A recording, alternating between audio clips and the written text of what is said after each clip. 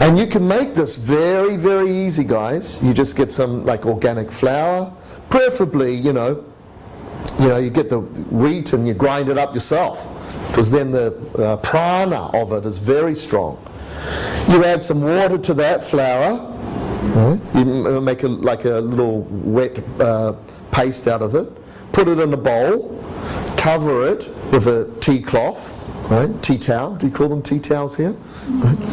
Put it up in above your cupboard, and come back in 3 or 4 days, and you've got a little fermented storm going on. Right?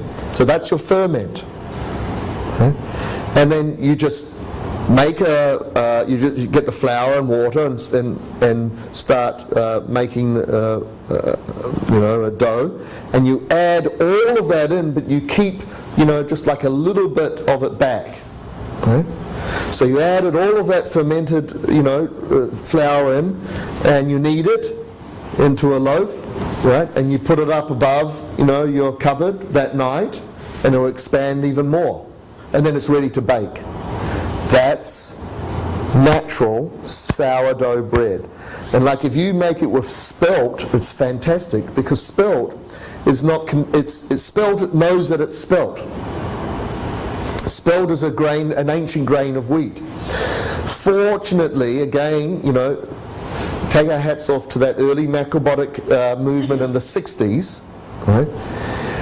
Where there was a couple of guys going, oh my God, that we're losing all of our grains even, These companies are grabbing all the grains and genetically modifying, hybrids and changing wheat. So they started a seed bank. They rescued all of these native grains, thank God. Right?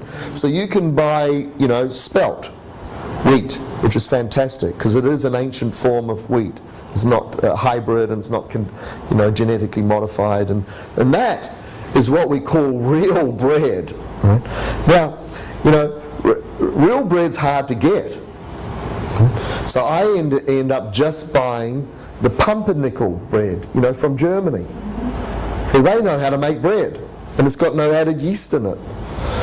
In Sydney and Melbourne, there's 1 or 2 bakeries that do it the way that I've just described. They make sourdough bread. And by the way, you cannot make sourdough bread and yeasted bread in the same bakery. It's either one or the other.